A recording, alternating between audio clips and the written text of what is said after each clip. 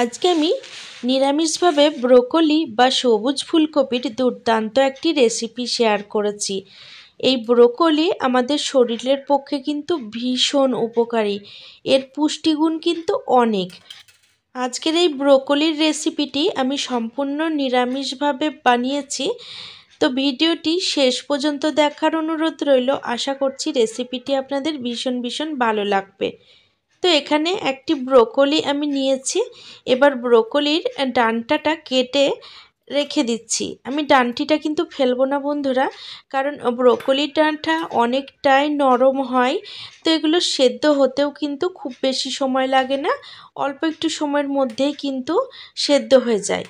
তো এখানে আমি সমস্ত ব্রোকলিগুলোকে ছাড়িয়ে নিচ্ছি, আর বেশ বড় বড় করেই রাখবো ব্রোকলিগুলো। আর ব্রোকলির যে ডাঁটিটা সেগুলোও আমি ফেলবো না, সেগুলোও ছোট ছোট টুকরো করে নিয়ে নেব। আর এখানে দেখছেন অনেকটা করে ডাঁটা সমেত কিন্তু আমি ব্রোকলি কেটে নিয়েছি, আর বড় বড় টুকরোগুলো দুভাগ করে নিচ্ছি। তো বন্ধুরা, আজকের ভিডিওটি যদি ভালো লাগে অবশ্যই একটি লাইক করে দেওয়ার অনুরোধ রইল, কারণ আপনাদের একটি লাইক আমার কাছে অনেক বেশি মূল্যবান। তো এখানে সমস্ত ব্রোকলিগুলো কেটে নিয়েছি। এবার ব্রোকলির যে গোড়ার দিকের অংশটা সেটাও কিন্তু ছোট ছোট টুকরো করে কেটে নিচ্ছি। বন্ধুরা, আজকের ভিডিওটি আপনারা কে কোথা থেকে দেখছেন সেটি কমেন্ট বক্সে অবশ্যই লিখে জানাবেন, তাহলে আমি আপনাদের সকলকে ধন্যবাদ জানানোর সুযোগ পাবো। তো এখানে ব্রোকলি সব কেটে নিয়েছি, এবার এটিকে সাইডে সরিয়ে রাখছি। এদিকে মিডিয়াম সাইজের আলু বেশ বড় বড় টুকরো করে কেটে নিয়েছি, আর এখানে হাফ কাপ মতো মটরশুঁটি ছাড়িয়ে নিয়েছি। এবার আমি রান্নাটা শুরু করব। তার জন্য ওভেনের ওপর কড়াই বসিয়ে 2 গ্লাস মতো জল দিলাম। জল হালকা গরম হয়ে এসেছে, এবার হাফ চামচ লবণ দিয়ে দিচ্ছি। এবার একটি বড় সাইজের টমেটো একটুখানি চিড়ে এই জলের মধ্যে দিয়ে দিলাম, আর কেটে রাখা ব্রোকলির টুকরোগুলো দিয়ে দিচ্ছি। 2 থেকে 3 মিনিট এইভাবে জলে ভাপিয়ে নেব। বন্ধুরা, আজকের ভিডিওটি যদি আপনাদের ভালো লাগে তাহলে অবশ্যই আমার সাথে থাকবেন, আর আমার সাথে থাকার জন্য চ্যানেল সাবস্ক্রাইব করে পাশে থাকা বেল নোটিফিকেশনটা অবশ্যই অন করে রাখবেন, তাতে পরবর্তীকালে আমি যখনই নতুন ভিডিওর আপলোড দেব তার নোটিফিকেশান আপনারা সবার আগে পেয়ে যাবেন, আর ভিডিওগুলো সবার আগে দেখতে পাবেন। তো এখানে প্রায় 3 মিনিট জলে ভাপিয়ে নিয়েছি, আর কিন্তু ভাপানোর দরকার নেই। এবার এই টমেটোটা আগে তুলে নিচ্ছি। এখন এই ব্রোকলিগুলোকেও তুলে নেব, আর জল ঝরার জন্য রেখে দেব। বন্ধুরা, আজকের এই ব্রোকলি রেসিপিটি আপনারা গরম ভাত কিংবা রুটি পরোটার সাথে খেতে পারেন, খেতে কিন্তু ভীষণই ভালো লাগে। একঘেয়েমি ফুলকপির তরকারি খেয়ে যখন আর ভালো লাগবে না, তখন ব্রোকলির এই রেসিপিটি অনায়াসে বানিয়ে নিতে পারেন। তো রান্নাটি শুরু করব। তার জন্য ওভেনের ওপর কড়াই বসিয়ে বেশ খানিকটা সর্ষের তেল গরম করে নিলাম। এবার তেলের মধ্যে হাফ চামচ মতো হলুদ দিয়ে কেটে রাখা আলুগুলো ছেড়ে দিচ্ছি। এবার আলুগুলো বেশ ভালো করে ভেজে নেব। আলুগুলো ভাজা হোক ততক্ষণে তরকারির জন্য মশলাটা তৈরি করে নেব। তার জন্য মিক্সিং জারে আগে থেকে সেদ্ধ করে রাখা টমেটোটা 4 ভাগ করে দিয়ে দিচ্ছি, আর এখানে 2 ইঞ্চি মতো আদা দিয়ে দিলাম, আর 3টে কাঁচা লঙ্কা আর 3টে শুকনো লঙ্কা দিয়ে দিচ্ছি। এবার মশলাটা খুব ভালো করে পেস্ট বানিয়ে নেব। তো এখানে দেখুন খুব সুন্দর পেস্ট তৈরি করে নিয়েছি, আর এদিকে আলু ভাজাও কমপ্লিট হয়ে গেছে। এবার এই তেল থেকে তুলে নিচ্ছি আলুগুলোকে।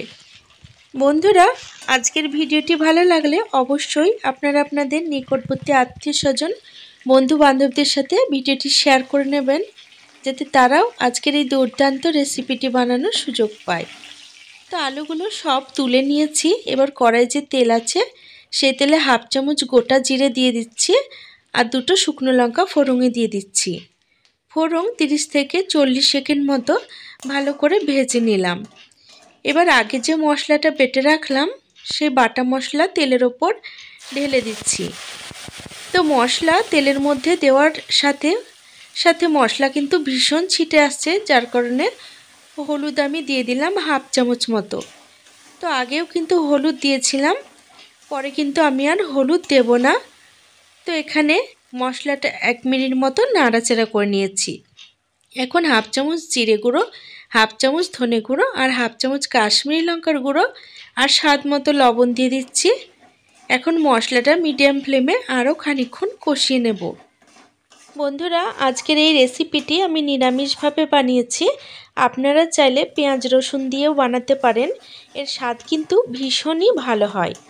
তো মশলা কষিয়ে নিয়ে এর মধ্যে মটরশুঁটিগুলো দিয়ে দিলাম, যাতে মটরশুঁটিগুলো খুব তাড়াতাড়ি নরম হয়ে যায়।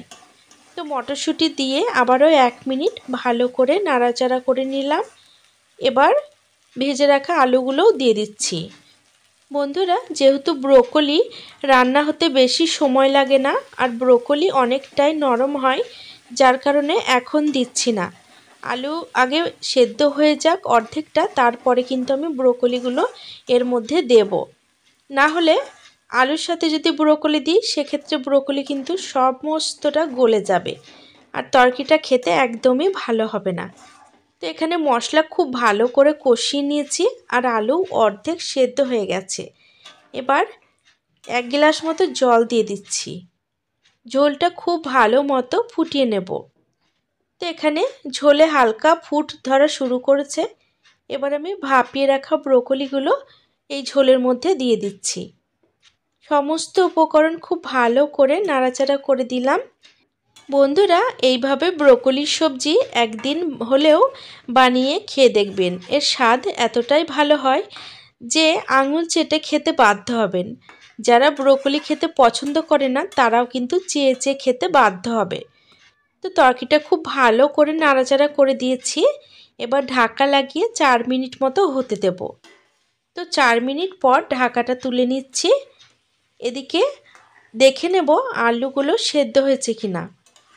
তো মনে হচ্ছে আলু আর ব্রোকলি খুব ভালো মতো সেদ্ধ হয়ে গেছে। তো ঝোলের পরিমাণ অনেকটা রয়ে গেছে, এতটা ঝোল আমি রাখবো না, যার জন্য ওভেনের ফ্লেমটা বাড়িয়ে দিলাম। আর এখানে আমি হাফ চামচ মতো গরম মশলা গুঁড়োও দিয়ে দিচ্ছি। তো এই তরকারিটা কিন্তু আপনারা ঝোল ঝোল অবস্থাতেও নামিয়ে নিতে পারেন। আমি কিন্তু এতটা ঝোল রাখবো না, তরকারিটা কিন্তু একদম মাখা মাখা করে নেব। তার জন্য আরও কিছুক্ষণ সময় নিয়ে রান্না করব। এবার আমি ওপর থেকে বেশ কিছুটা ধনেপাতা কুচি ছড়িয়ে দিচ্ছি। বন্ধুরা, এই রকম ব্রোকলির সবজি যদি গরম ভাতের সাথে থাকে তাহলে 2 হাতা ভাত কিন্তু বেশি খাবেন, আমি গ্যারেন্টি দিয়ে বলতে পারি। আর নিরামিষ দিনেও যদি এই রান্নাটা বানিয়ে নেন তাহলে মাছ মাংসর কিন্তু দরকার পড়বে না। ধনেপাতা দিয়ে ভালো করে নাড়াচাড়া করে দেব আর তরকারিটা এইভাবেই নামিয়ে নেব। বন্ধুরা, রেসিপিটি কেমন লাগলো সেটি কমেন্ট বক্সে অবশ্যই জানাবেন। আর একদিন হলেও এই শীতকালে ব্রোকলির সবজি এইভাবে বানিয়ে খেয়ে দেখুন।